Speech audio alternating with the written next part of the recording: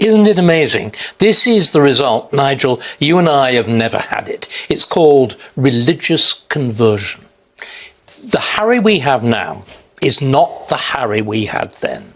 This is not the Harry of the Invictus Games. Nobody, of course, seems to know Latin anymore, least of all poor Harry. Does he actually know what Invictus means? Invictus means undefeated, not a victim. What he did with those soldiers, shot up, abused, terrible injuries, deformed, defaced, he gave them the courage not to be victims. Fantastic. To go to the gym, to do something, to take control of their lives, to do what you did after a plane crash. Yeah. What has he done now? He's been persuaded of the doctrine of woke and the doctrine of mental health. God help him. And it's like a religious conversion. Every value that this man believed in before is stood on its head. He has betrayed his entire past, and what we have now, we've got two Harrys. It is very much like Shakespeare, except that they're totally unreconciled. And whereas Shakespeare's Prince Hal abandons his bad side for his good, he's abandoned his good side for this new bad, whinging, wailing, destructive. Do you know what? I think we need a stronger word that you've been using. This man is a traitor to everything that he has believed in, to his family, to the monarchy, to the country, to his grandmother, to his father. We see what the problem is with the new gospel, the new heresy of woke and of mental well-being. It's a gospel which is purely of the self. Let's start with the obvious. The Harry we knew. The cheeky, rugby-playing prince who charmed the world with his Invictus Games, who seemed to carry the spirit of his mother's compassion, is gone. Vanished. In his place stands a man Starkey describes as a shadow of his former self. A prince who's traded honor for victimhood and duty for a Hollywood spotlight. It's almost biblical, isn't it? A religious conversion, Starkey calls it, but not to some noble cause. No, this is a conversion to the gospel of woke, the doctrine of mental health gone rogue. Every value Harry once held, loyalty to his family, service to his country, the stoic grit of his grandmother, has been turned upside down. It's as if he's abandoned Prince Hal's noble arc from Shakespeare for a tragic descent into self-absorption. And frankly, it's hard to argue otherwise when you look at the evidence. Take Spare, for instance. Starkey doesn't mince words here. He calls it one of the lowest moments in modern royal history. Whining, embarrassing, deeply damaging. A prince airing his dirty laundry, from tiara disputes to bedroom-sized squabbles, turning molehills into Himalayan mountain ranges of petty resentment. It discards every other obligation. Duty, service, all these concepts are gone. All the things that were so exemplified by the late Queen, and instead you have this vortex of self-absorption. But you know what, Nigel? What struck me about the whole thing was everything is so bloody petty. You look at it. We had a dispute about a tiara, a bridesmaid's dress. Do you know what? My bedroom was smaller than my brother's. Look at this list of absolute trivia, which is, on the scale of human wrong, they're not even molehills. They're barely specks of dust. And they're not transformed into mountains. They're transformed into mountain ranges, Himalayas, lunar structures. And the sheer, finally, silliness, the self-destructiveness. Do you know what? What I feel, I don't know what you feel, I feel contempt. Yes, I have no sympathy whatsoever. I think we've directed much of our ire at Meghan over the course of the last couple of years. I think he really is the problem. It's he that's betrayed his family. And you're suggesting, David, that in more robust times, the Tower of London might have been suitable. Well, in more robust times, it wouldn't have been knocked into a dog bowl. It would have been drowned in a butt of Malmsey wine. Which is but again, if you look at the House of York, it's exactly the same thing. It's a dispute between brothers. Can you imagine? A royal prince, fifth in line to the throne, reduced to bickering over a bridesmaid's dress like it's a scene from a soap opera. Starkey's contempt is palpable, and honestly, it's hard not to feel a twinge of it yourself. This isn't the behavior of a man rebuilding his life. It's the tantrum of a teenager replaying backseat fights from the royal limousine for the world to see. And for what? Attention? Sympathy? It's a self-destructive spiral that's left even his staunchest supporters scratching their heads. But let's not stop there. Starkey's analysis goes deeper, drawing a line from Harry's past to his present with the precision of a historian's pen. Remember those Invictus Games? The moment when Harry, alongside wounded soldiers, men shot up, abused, deformed, yet undefeated, gave them courage to reclaim their lives?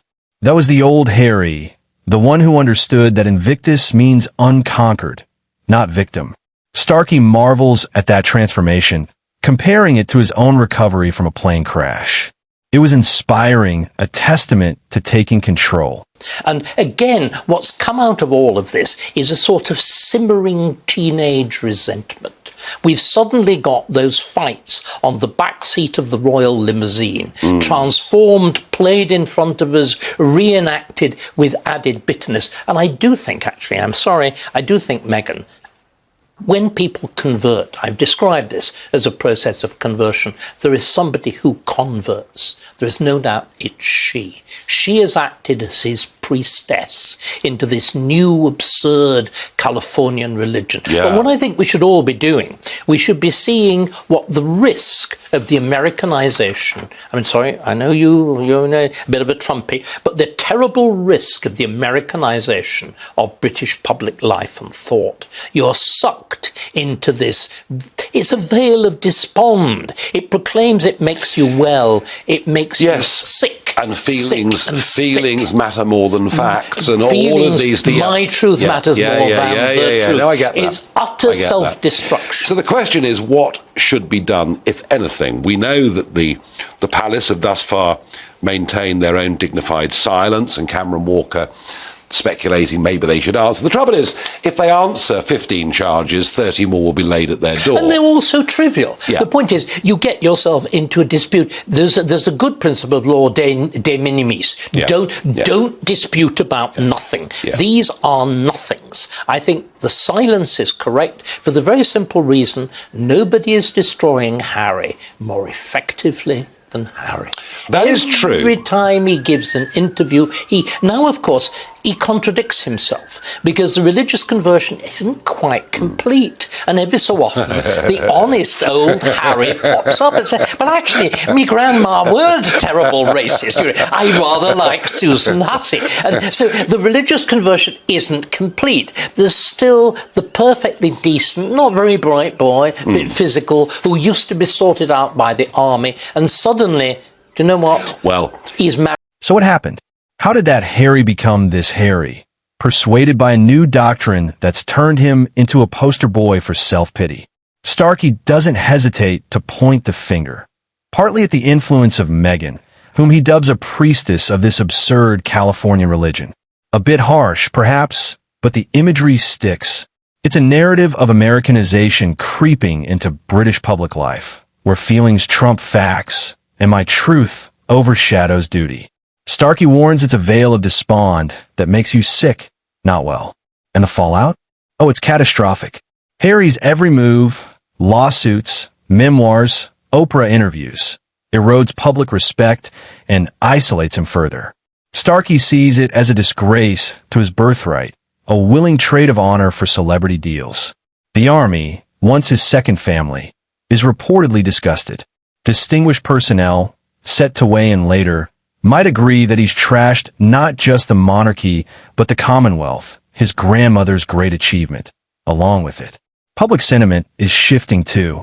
And he's lost the army as well, because that was his second family, and I think they're disgusted, and we've got some distinguished army personnel coming on later on in this hour. David, he's fifth in line to the throne. He has trashed the country, the monarchy, the Commonwealth, his grandmother's great lasting achievement. Is it time for that position to be removed? Should he be sacked? No, because it would give him more attention than he deserves. He will naturally just fade away. This is old soldiers, never used to die, they just fade away. Harry isn't as much an old soldier, he is perpetually declining in the order of succession. Why give them the satisfaction of the attention? Why? Do you know, the only way, again, can I just explain? The only way you can actually remove the title of Duke of Sussex is by an act of Parliament. Yes. Do we really want to go through that? This is, it is the proverbial sledgehammer for a walnut, for this tiny little ginger nuts, I'm afraid. I know this is a family show, but I mean, wouldn't we all actually like to crack the ginger nuts with a sledgehammer? The trouble is the sledgehammer might miss the nut. Well, it wouldn't if I were directing it.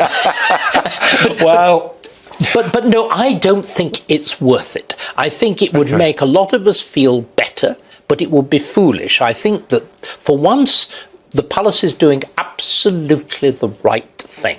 It's letting him stew in his own juice. Well, and that juice will get bitterer, it will get hotter and more destructive. Once a rebel prince with purpose, Harry is now viewed as bitter, lost, out of touch.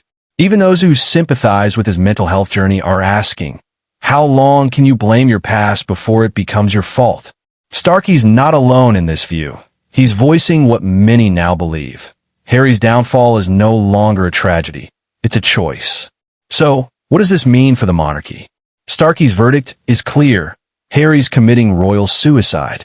Every obligation, duty, service, the legacy of the late Queen